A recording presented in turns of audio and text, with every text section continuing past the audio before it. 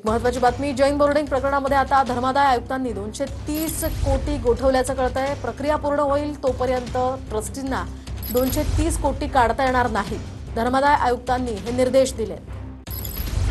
या संदर्भात अधिकची माहिती जाणून घेऊयात आमचे प्रतिनिधी प्रदीप कापसे यांच्याकडून। प्रदीप, काय अधिकचे अपडेट्स? खरं तर या प्रकरणामधली ही महत्त्वाची अपडेट म्हणावी लागेल। काल गोखले कन्स्ट्रक्शननं ट्रस्टींना मेल केलेला आहे की आम्ही तुमच्यासोबत केलेला व्यवहार जो आहे तो रद्द करत आहोत। मात्र त्याआधी धर्मादाय आयुक्तांनी जे 230 कोटी रुपये जे आहेत गोखले कन्स्ट्रक्शन हे ट्रस्टींना देणार होतं, ते 230 कोटी रुपये धर्मादाय आयुक्तांनी गोठवलेले आहेत।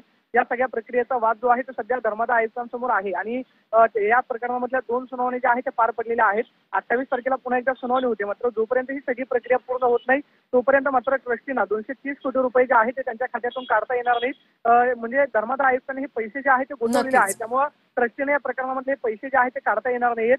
धर्मादाय आयुक्तांनी हे निर्देश देत असताना ही सगळी प्रक्रिया जोपर्यंत पूर्ण होत नाही नक्कीच धन्यवाद प्रदीप दिलेल्या या सगळ्या सविस्तर माहितीसाठी।